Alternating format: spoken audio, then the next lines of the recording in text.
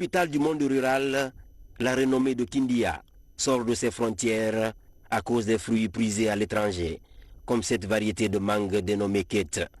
Des mangues certifiées, conditionnées, avec des exigences de traçabilité par la compagnie fruitière de Daboya, un district de la commune rurale de Frigiagbé. Pour écouler les fruits de leur dur labeur, près de 400 planteurs trouvent des débouchés grâce aux activités de cette unité agro-industrielle. Malgré la passion de ce partenaire français pour la Guinée, le chiffre d'affaires de cette unité est revu à la baisse à cause des effets du coronavirus. Moi, la première fois que je suis venu en Guinée, c'était en 2007. Donc voilà, tombé dedans quand j'étais petit. Et après, j'ai bien aimé le pays. Beaucoup de potentiel, un potentiel énorme. Des gens qui sont vraiment gentils et qui sont volontaires. Donc c'est pour ça qu'on est en Guinée.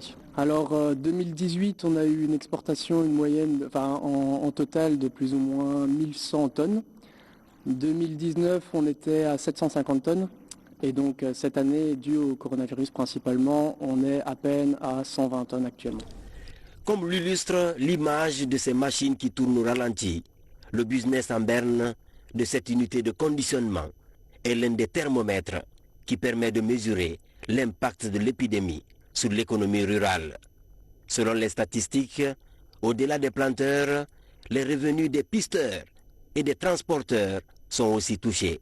Sans oublier les avantages de plus de 300 employés permanents et saisonniers, un personnel réduit au strict minimum.